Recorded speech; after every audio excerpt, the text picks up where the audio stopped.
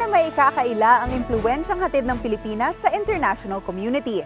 Mula Asia hanggat sa iba't ibang panig ng mundo, patuloy ang pagkilala sa lahing Pinoy kahit saang manglarangan na hindi lang mahalaga sa ikaunlad ng ating nasyon, kundi sa pagpapatibay panglalo ng ugnayan at relasyon sa mga karatig nating bansa.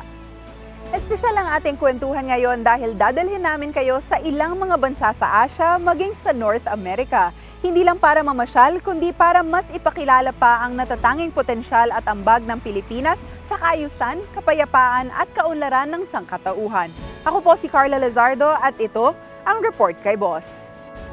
Sa una nating destinasyon, puntahan natin ang Malaysia kung saan ginanap ang taunang Association of Southeast Asian Nations Summit o mas kilala nating ASEAN. Dito nagtipon-tipon muli ang mga bansa sa Timog Silangang Asya, kabilang ang Pilipinas para pag-ibayuhin pa ang ugnayan ng mga miyembro sa usapin ng seguridad, ekonomiya, turismo at kapayapaan. Halina't samahan natin si Pangulong Benigno S. Aquino III sa kanyang pagdalo sa ASEAN Summit dito sa unang arangkada ng First Agenda.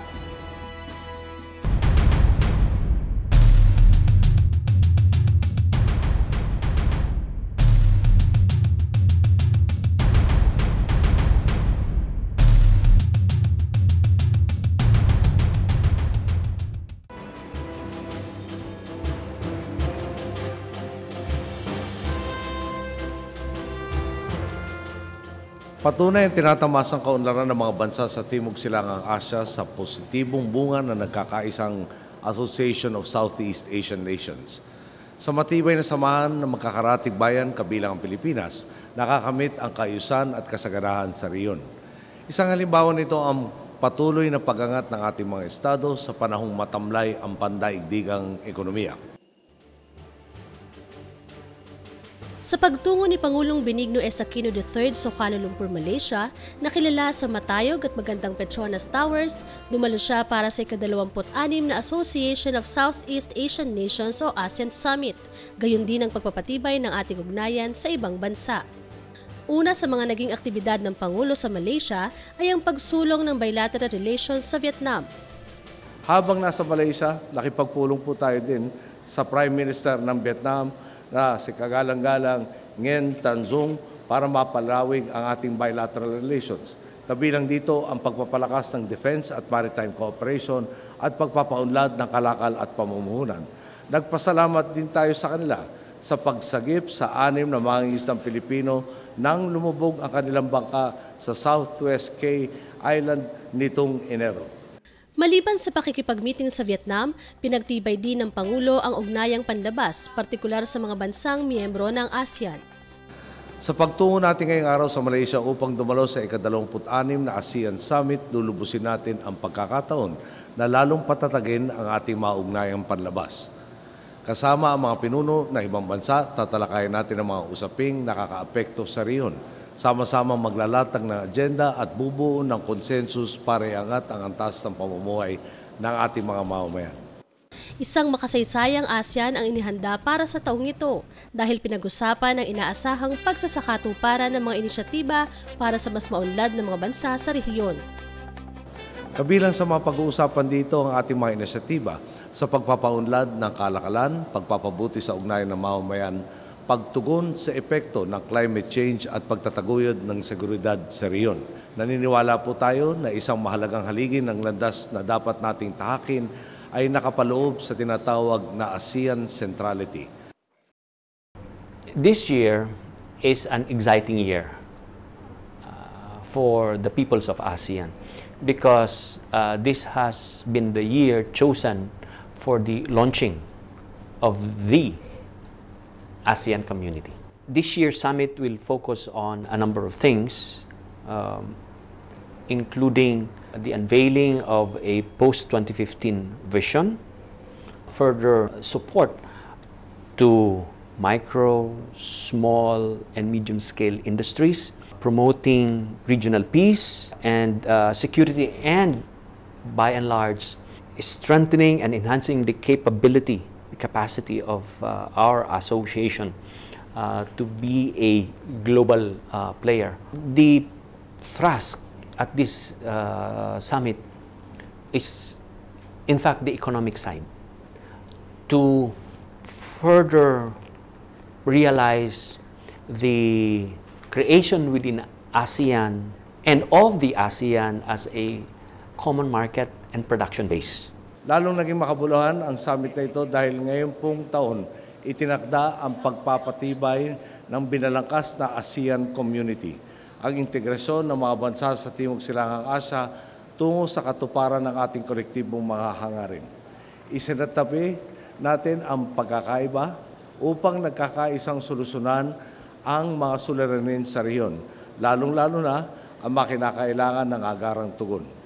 Sa pamamagitan ng ASEAN Centrality, mas nagiging bukas ang kalakalan sa pagitan ng mga miyembrong bansa sa rehiyon.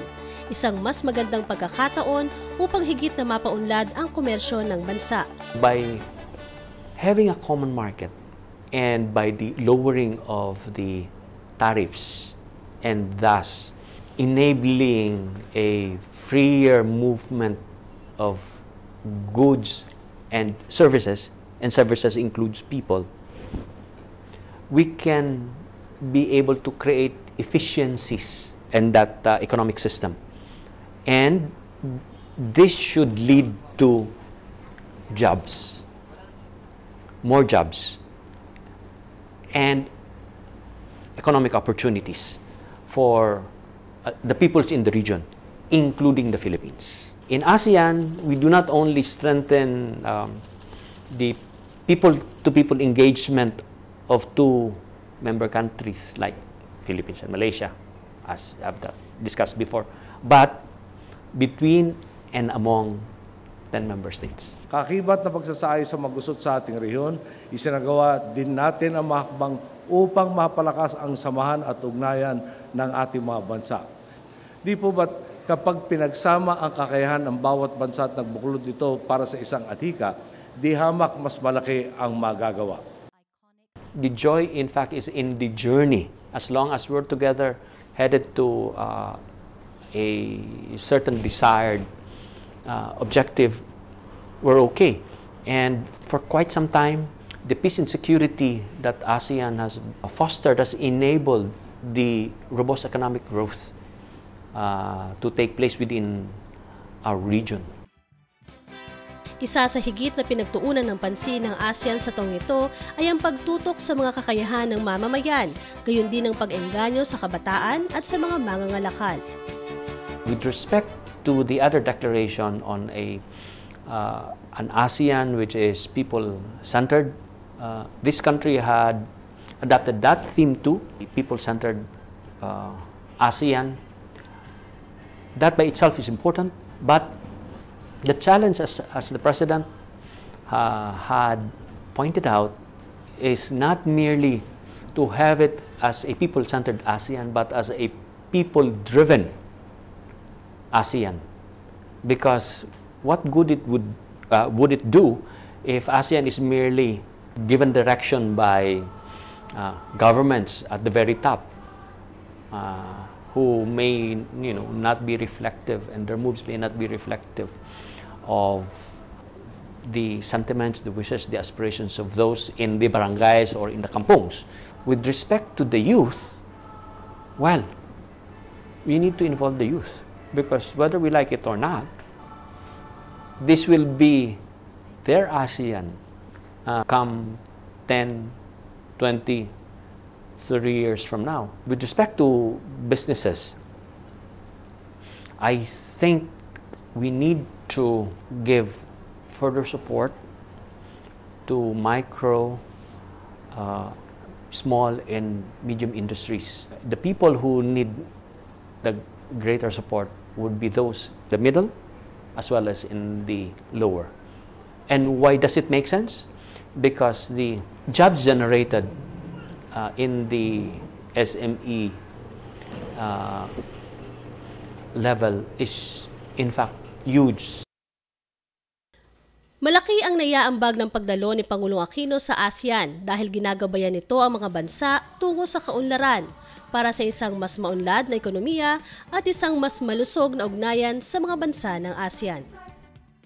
Gaya na lagi ko pong dinidin, hindi magiging posible ang pagbabago kung wala ang pakikiisa ng bawat Pilipino sa loob man o labas ng ating bansa.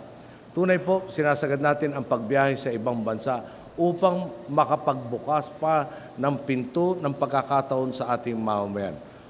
Muli nating pinapatunayan sa mundo, maasahan na tayong katuwang sa pag-unlad po ng lahat.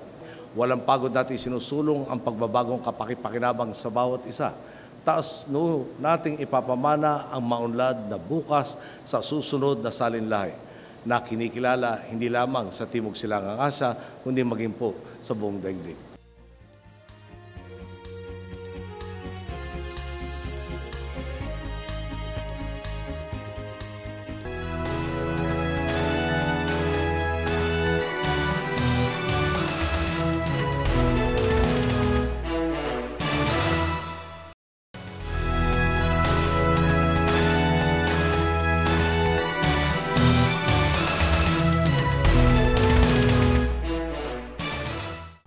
Welcome back to Report kay Boss. Sa ikalawang bahagi ng First Agenda sa Malaysia, magtungo naman tayo sa probinsya ng Langkawi kung saan ginanap din ang ASEAN Summit. Tara na't silipin ang ganda ng Langkawi at alamin ang naging bunga ng matagumpay na summit dito sa pagpapatuloy ng First Agenda.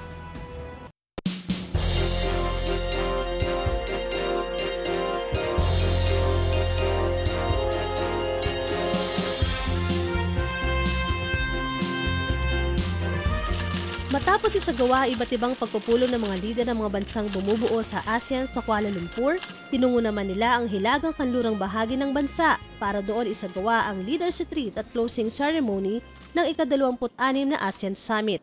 Ito ang unang pagkakataong ginawa sa dalawang magkaibang lugar ang taunang pagtitipon.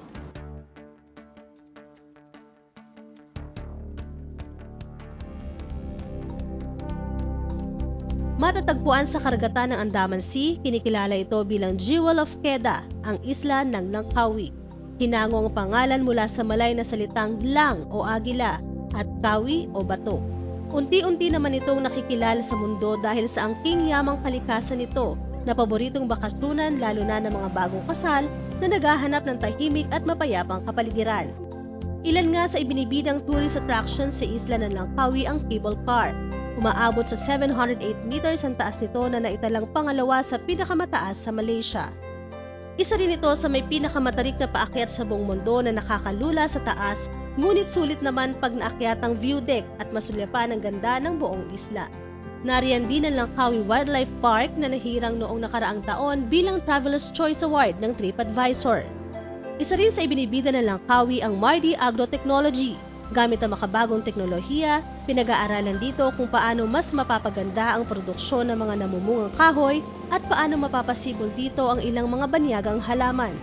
At syempre, nariyan din ang Atmaalam Batik Art Village, isang kilalang pagawaan ng mga batik na isang uri ng pananamit na kilalan ang bansang Malaysia. Ngunit sa kabila ng mga itinayong pasilidad upang makapaghimok ng mga turista, nananatiling lihim na paraiso pa rin ang isla ng Langkawi. Kaya naman sa taong ito, ginamit ng Malaysia ang pagkakataong ipakilala ang ganda ng isla sa ASEAN Summit. Matapos sa mga pagpupulong sa Kuala Lumpur, lula ng kani-kanilang flagship flight carriers, lumapag ang iba't ibang pinuno ng ASEAN sa Langkawi International Airport para isagawa ang Leaders Retreat Summit at Closing Ceremony. Napili ang isla dahil sa payapang kapaligiran nito para makapag-usap ng masinsinan ng mga pinuno at mabigyang pagkakataong mapag-usapan ng ilang issue sa pagitan ng mga bansa. At sa pagtatapos sa ika-26 na ASEAN Summit, ilang mga kasunduan ang napag-ayunan sa pangunguna ni Malaysian Prime Minister Datuk Seri Najib Tun Razak. Ito ang the Kuala Lumpur Declaration on the People-Oriented and People-Centered ASEAN, the Langkawi Declaration on the Global Movement of Moderate, at sa huli, the Declaration of Institutionalizing the Resilience of ASEAN and its communities and peoples to disasters and climate change. As a result of our extensive discussions today, it is clear we're making strong progress towards the establishment of the ASEAN community by the end of the year. This is a very significant milestone in the history of our organization, and we must ensure that every effort is expended in pursuit of that goal. The rewards for all our peoples, as we have discussed, are too great for us not to seize this opportunity wholeheartedly. Sa pagtatapos ng ASEAN Summit, sinabay na rin ang pagtitipon ng Brunei, Indonesia, Malaysia, Philippines East ASEAN Growth Area o BIMP-IAGA.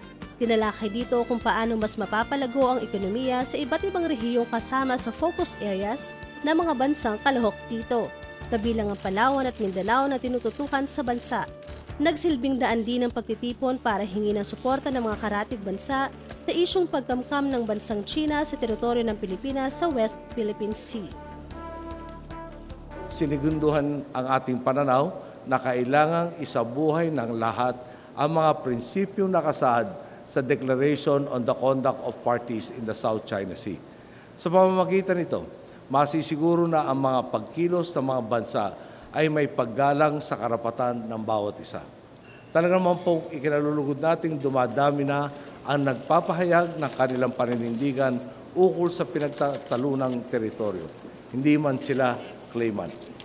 Patuloy po nating isinusulong ang mahinahon at mapayapang paraan upang matupad ang matagal nang inaasam na Code of Conduct.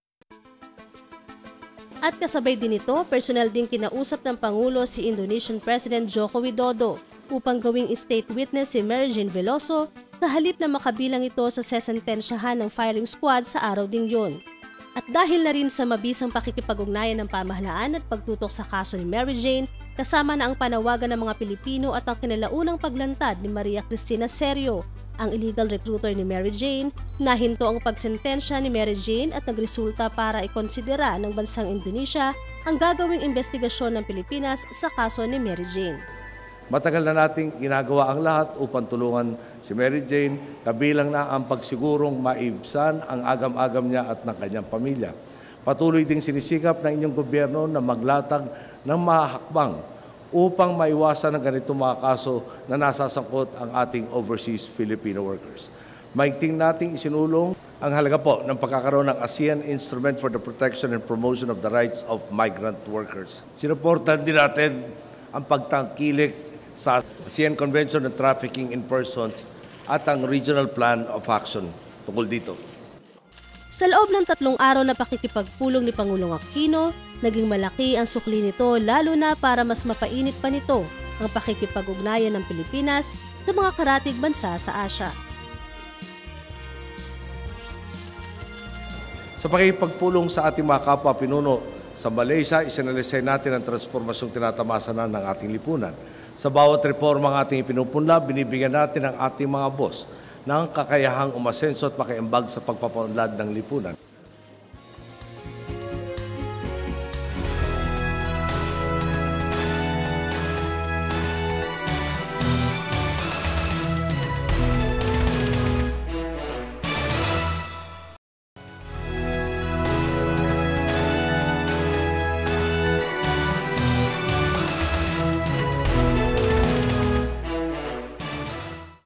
Kayo pa rin ay nakatutok dito sa Report kay Boss.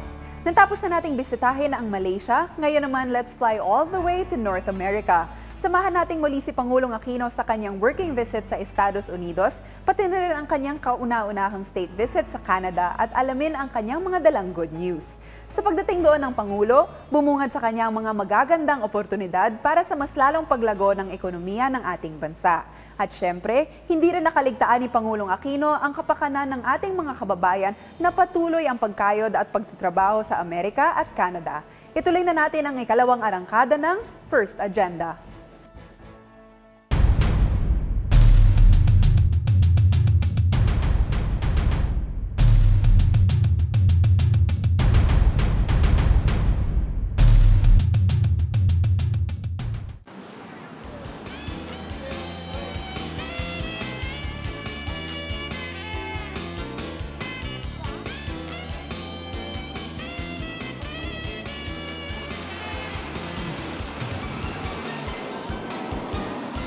Chicago, Illinois, ang ikatlong pinakamalaking lungsod sa Estados Unidos na matatagpuan sa Midwest. Dito sa tinaguriang Windy City, nagpunta si Pangulong Benigno S. Aquino III sa kauna-unahang pagkakataon para sa isang working visit. Sa tuwing lalabas po tayo ng Pilipinas, lagi tayong kumikilos para magpunla ng maayos na pakikipag-ugnayan sa ibang bansa. Alam nating mula sa positibong pagsasamahan umuusbong ang mas maraming oportunidad para sa lahat. Sa araw po ito, lilipat tayo patungo sa dalawang bansang talagang malapit sa atin at itinuturing na pangalawang tahanang ng napakaraming Pilipino ang mga bansang Estados Unidos at Canada. Mainit siyang tinanggap ni Chicago Mayor Rahm Emanuel nang mag-courtesy call ito ilang oras matapos dumating ang Pangulo. Sa nasabing pagkikita, ipinisinta ang City Council Resolution na kumikilala sa kahalagahan ng pagbisita ni Pangulong Aquino at nagtatakda sa araw na iyon bilang important milestone sa relasyon ng Pilipinas at Chicago. Makikipagpulong tayo sa mga pinuno ng malalaking kumpanyang kabilang sa US Chamber of Commerce at US-ASEAN Business Council. Ang US nga po ang pangatlong major trading partner ng Pilipinas at layo natin paigtingin pa ang pakakalakal na ito. Ngayon lumalago ang ekonomiya ng ating dalawang bansa, ihahayag natin ang kahandaang sulitin ang bawat pagkakataong kasama nila at higit pang patutunayang more open for business na ang Pilipinas. Sa Chicago matatagpuan ang pinakamalaking populasyon ng mga Pilipino sa Midwest United States. Sila ang fourth largest ethnic group sa lungsod at hindi matatawaran ang kanilang economic, cultural at civic contributions sa Chicago. Bandang 1950s, nagsimulang dumating ang Filipino migrants doon nang buksan ang mga trabaho sa medical profession. Yung profile nila is marami dito professionals. And yung phenomenon sa Middle East na mga OFWs na yung blue collar type ng trabaho hindi masyado rito.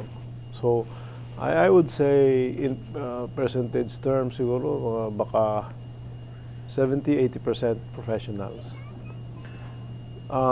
Doon sa tanong mo kung ilan ang estimate sa Illinois is mahigit 100,000 ang Pilipino rito, 80,000 sa Chicago and suburbs. At tumataas pa yon kasi yung mga citizen na rito, pinipetition yung mga kamag-anak sa Pilipinas. Tsaka mayroon na silang mga anak na dito na lumalaki na kung titignan mo, natural born dual citizen yun. Kasi citizen sila sa atin, citizen din dito. So, padami ng padami yan. Bakas ang kasiyahan ni Pangulong Aquino nang makapiling niya ang mga kababayan sa Chicago.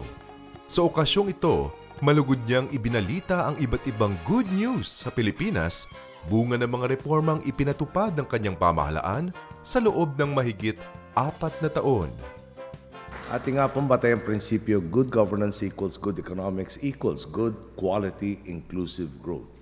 Kaya po sa usaping pang-ekonomiya, kalimutan na natin ang bansag na sick man of Asia, ang turing sa atin ng ibang bansa ngayon, darling of Asia. Kaya kasabay ng pagkayod ninyo sa kanya-kanyang trabaho o negosyo, narito naman ang pamahalaan ninyo, tinutupad ang ipinagkaloob ninyong mandato, ang maglingkod ng gusto at totoo sa tunay na mga boss. Walang iba kundi ang sambayan ng Pilipino. Ito po ang mismong dahilan ng pagbisita natin dito sa Amerika at sa mga susunod na araw o kinabukasan sa Canada.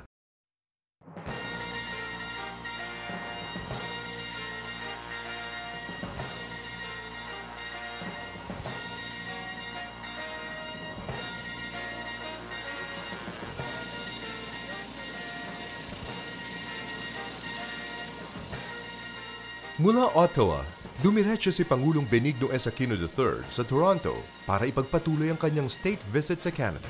Agad siyang nakipagpulong sa top business executives ng bansa sa roundtable discussion na inorganisa ng Asia Pacific Foundation Canada.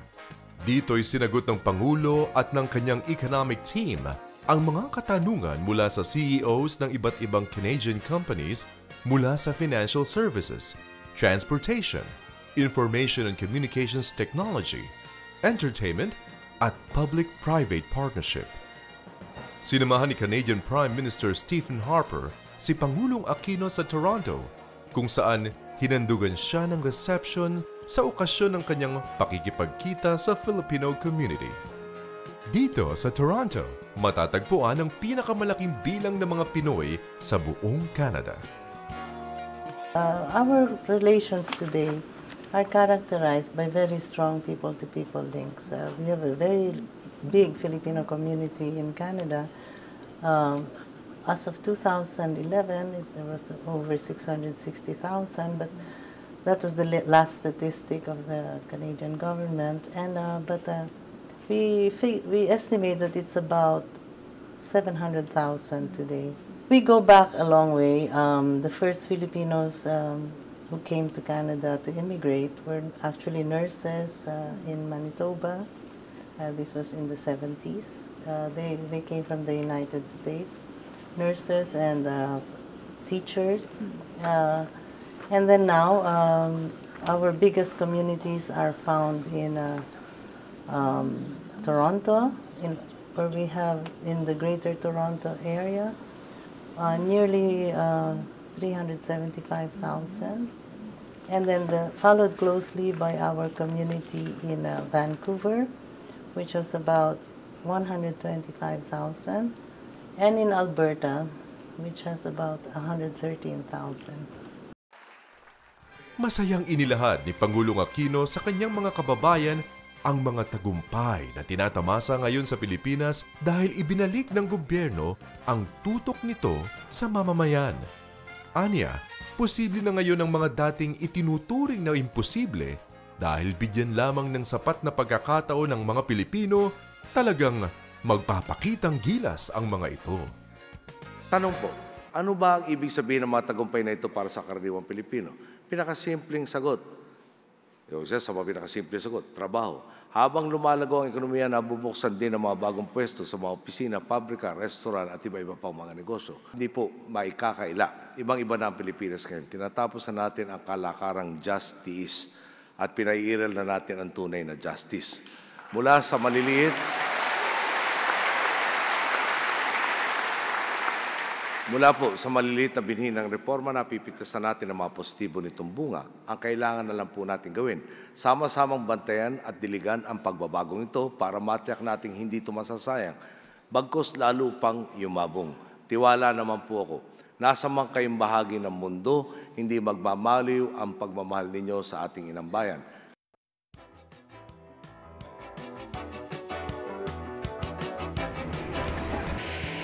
Huli sa binisita ni Pangulong Aquino ang Vancouver na isa rin sa major cities ng Canada.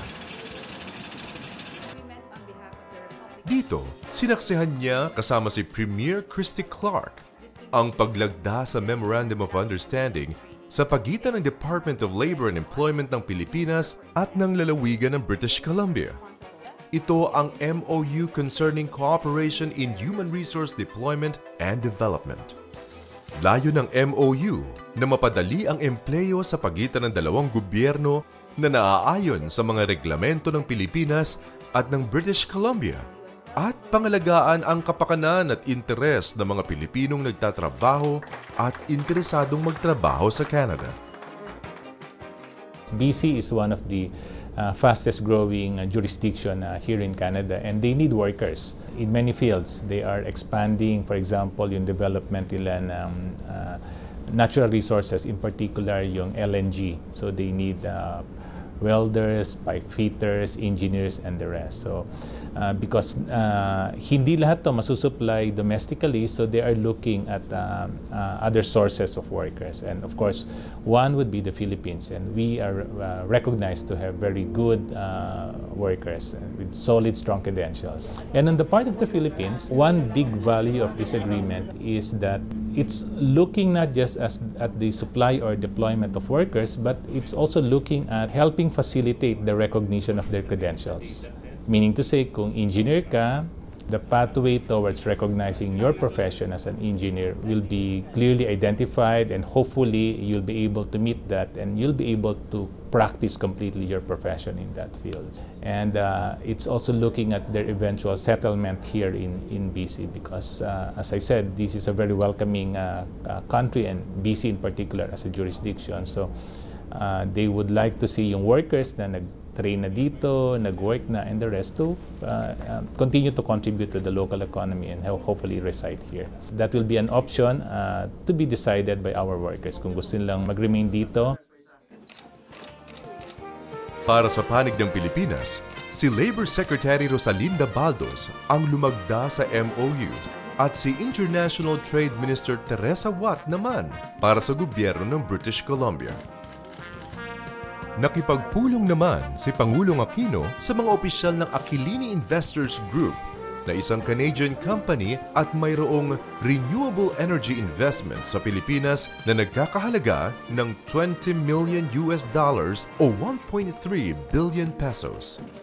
Ito ay para sa kanilang waste-to-energy facility na itinatayo sa Philippine Economic Zone Authority Complex sa Mactan, Cebu. Oras na matapos ito, tinatayang aabot sa 8.5 billion pesos ang halaga ng revenue na makakalap ng pamahalaan mula rito sa loob ng 30 taon. Ang good news pa, ayon sa kanilang pinunot mga opisyal, interesado silang pumasok sa mga sektor ng enerhiya, turismo at agrikultura.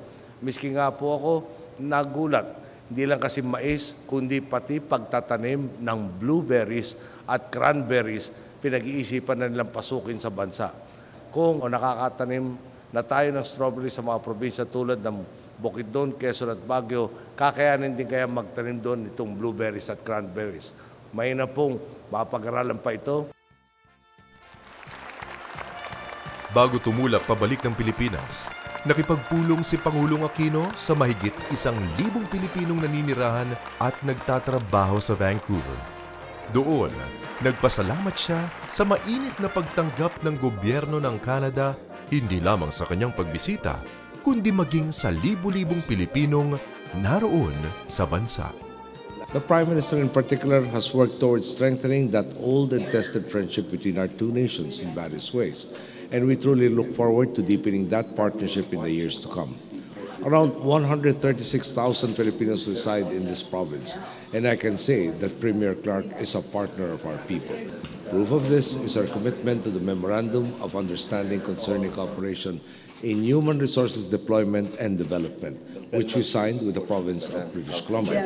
We indeed laud her efforts, and we hope to see more of her initiatives translate to the mutual benefit for our countrymen here and the rest of the province and its communities.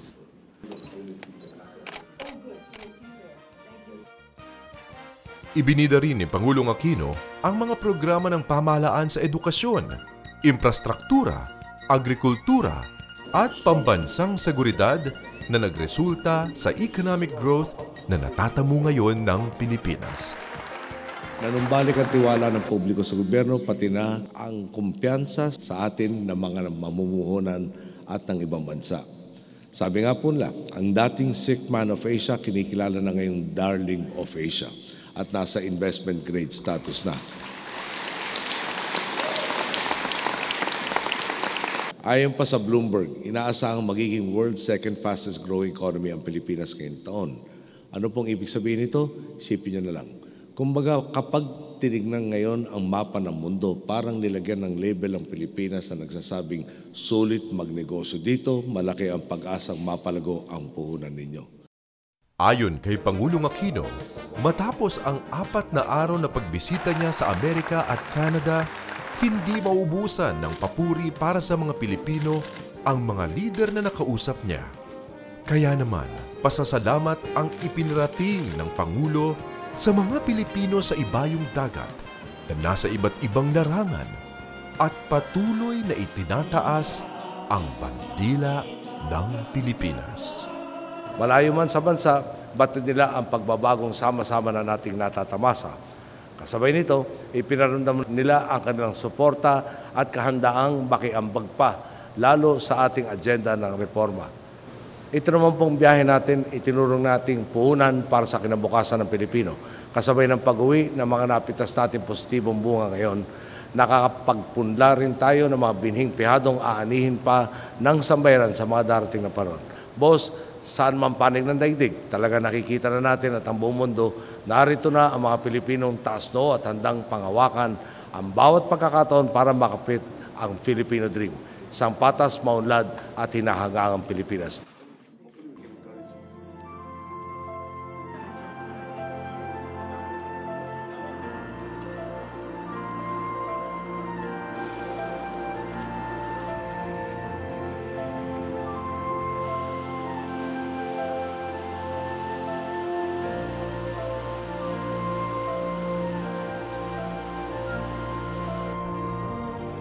Muling pinaigting ang mahabang panahon ng pagkakaibigan ng Pilipinas at Canada sa pagtanggap ni Pangulong Aquino ng imbitasyon ni Governor General David Johnston ng isang pagbisita sa Canada.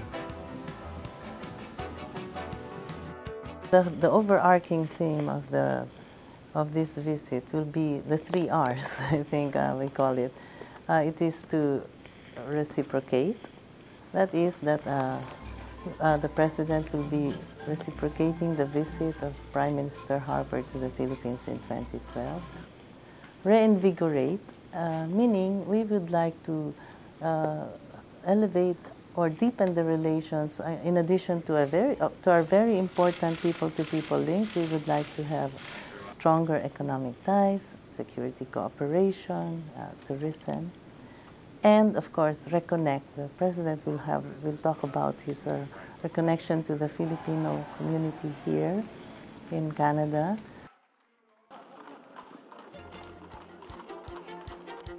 Bukod sa pagpapasalamat sa malaking tulong na ibinigay ng Canada noong Typhoon Haiyan at suporta sa prosesong pangkapayapaan sa Mindanao, binanggit rin ni Pangulong Aquino ang iba't ibang programang ginagawa ng pamahalaan sa kanilang pagkikita ni Governor General Johnston. Kasama na ang Conditional Cash Transfer Program, Universal Healthcare Coverage, at Zero Classroom Backlog. Sa panig ni Johnston, ipinahayag niya ang interes ng partisipasyon ng Canada sa Pilipinas tulad ng public-private partnership, business process outsourcing, at promosyon ng mga small and medium enterprises. There is so much more we can do together. To share our knowledge more deeply, to partner in more sectors. Let's see more students travel between our countries. Let's see more mutually beneficial investment that will stimulate progress. Let's see how we can work together to create a smarter, more caring world for generations to come. Sa Rideau Hall din, naganap ang isang makasaysayang okasyon ng ceremonial tree planting ni Pangulong Aquino sa tabi ng red maple tree na itinanim pa ng kanyang yumahong ina noong 1989. Gamit ang parehong pala na ginamit din ni Pangulong Cory Aquino, ang tree planting sa Rideau Hall grounds na tahanan ng Governor General ay isang tradisyon para markahan ang okasyon ng mga bumibisitang miyembro ng royal family, heads of state at iba pang dignitaryo. Sa state dinner na ibinigay para sa Pangulo at sa Philippine delegation, muling nagpasalamat si Pangulong Aquino sa mga ipinahayag ni Governor General Johnston. Canada aims to support the Philippines through a variety of programs and responses. We like to be good friends and good partners, working together to provide humanitarian assistance, development aid, sustainable economic growth, improved investment climate, and more opportunities for underprivileged men and women. I also want to say how pleased I am to note the steady growth in our commercial ties, no doubt strengthened by our people-to-people ties. Bilateral trade reached an impressive $1.8 billion in 2014, a 2.5% increase over the previous year. We thank you for choosing the Philippines as a country of focus and for designating us as a priority emerging market in our part of the world. The determination of Canada to see the Philippines attain greater heights is without doubt evident in the doubling of official development assistance to our country. Kinabukasan sa pagkikita ni Pangulong Aquino at Prime Minister Stephen Harper, mas lalong pinatibay ang relasyon ng Pilipinas at Canada nang saksihan ng dalawang leader ang paglalagda sa ilang mga kasunduan. Ang una ay isang letter of intent sa pagitan ng Department of Foreign Affairs, Trade and Development of Canada at ng Department of Trade and Industry para sa bilateral cooperation on trade and investment. Sumunod ang isang 5-year Mutual Accountability Framework for Development Cooperation at ang huli isang Memorandum of Understanding on Occupational Health and Safety sa pagitan ng Department of Labor and Employment at ng Canadian Centre for Occupational Health and Safety. Sa pamamagitan ng mga bagong inisyatiba at kasunduang ito, isang mahalagang katuwang at kaibigan ng Canada pagdating sa pagsusulong ng kaunlaran sa bansa. Canada's support in helping local governments in the Philippines simplify their processes and implement economic development plans have helped communities maximize their potentials as hubs of growth. Canada is also a partner in fully realizing the capabilities of the Filipino youth in advancing growth. A specific program that demonstrates this is Jumpstart Philippines. Without doubt, the support that Canada has shown through such initiatives merits nothing less than the heartfelt gratitude of my people. Mr. Prime Minister, on behalf of my countrymen, again, I thank you for all of your country's efforts.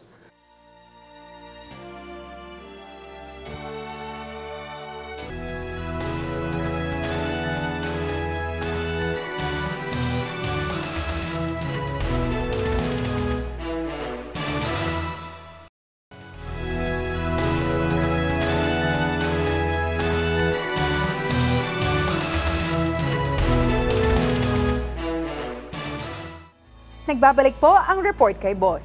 Sa puntong ito, babalik tayong muli dito sa Pilipinas at ating alamin ang iba pang mga pinagkaabalahan ni Pangulong Aquino sa buong buwan ng Mayo. Dito lang yan sa Executive Summary.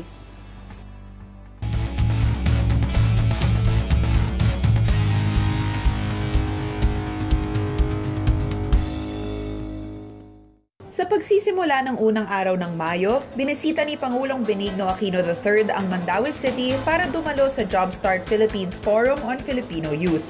Isa itong programa ng Department of Labor and Employment, katuwang ang bansang Canada at ang Asian Development Bank, na naglalayong hasain pa ang kakayahan ng mga kabataang Pilipino para sa mas malaking oportunidad na magkatrabaho. Nilibot din ni Pangulong Aquino ang ilang job booths at nakipag-uusap sa ilang mga kabataan na beneficiary ng programang ito. Isa pa sa naging lakad ng Pangulo noong Labor Day ang pag-iinspeksyon sa bagong facilities ng University of Cebu Medical Center. Inikot niya ang ika-4 na palapag ng ospital upang bisitahin ang Cardiothoracic Intensive Care Unit, Coronary Care Unit, Catheterization Laboratory at iba pang operating rooms. Noong araw ding iyon, pinasinayaan ni Pangulong Aquino ang natapos na expansion project ng Cemex Philippines sa Naga City, Cebu. Isa ang Cemex sa pinakamalaking kumpanya ng semento at ready-mix products sa buong mundo.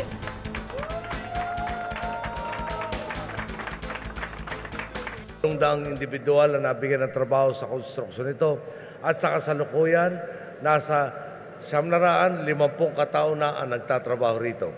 Ang maganda pa, magdadagdag ng 1.5 milyong metrikong tonelada ng produksyon kada taon ang mill facility nito upang iangat sa 4 milyong metrikong tonelada ang sementong inalalabas ng plantang ito. Sa lahat ng ito, talaga naman pong sulit ang pag-iikot dahil nakikita natin ang mga bunga ng ating pagsisikap na iangat ang buhay ng ating pong mga boss.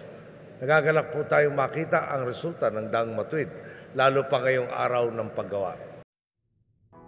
Ilang araw matapos ang pagbisita ni Pangulong Aquino sa US at Canada, tinanggap niya ang mga tseke na nagkakahalaga ng 36.36 billion pesos mula sa dividendo at remittances ng 49 na government-owned or controlled corporations o GOCC sa isang seremonya sa palasyo.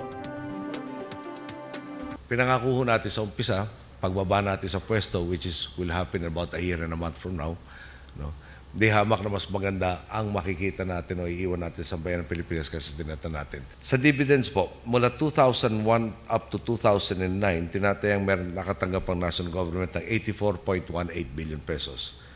Panahon po natin, mula 2010 hanggang 2015, lumaki po yung numero, naging 131.28 billion pesos. So, pakiusap ko po, no? Huwag tayong titigil, huwag tayong makontento sa nagawa na, mag-isip pa tayo ng paraan. Paano ba lalo pang mapaganda yung iiwan nating biyaya, pakinabang, serbisyo sa taong bayan na sa naman lumika at talagang tumatangkilik sa atin at sumusuporta sa atin.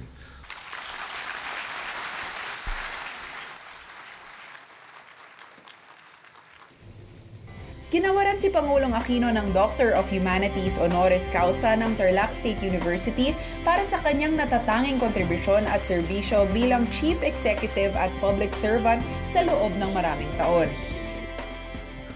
I am indeed grateful to Tarlac State University for conferring on me this honorary degree in humanities, which is an incredibly meaningful gesture.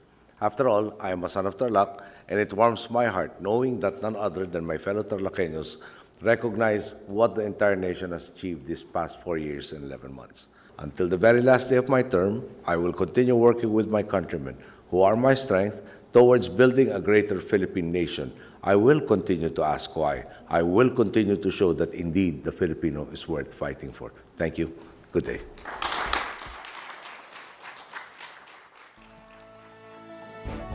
Sa napakahabang kasaysayan ng Pilipinas, maraming pangyayari ang minsay sumira at bumuo sa matatag nating nasyon.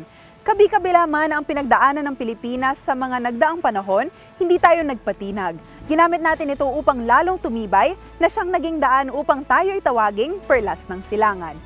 Isang oras na naman po ang natapos. Sana'y na-enjoy ninyo ang inihanda naming informative and special features. Tuloy-tuloy pa rin ang ating kwentuhan dahil maaari nyo kaming i-follow sa aming mga social media accounts.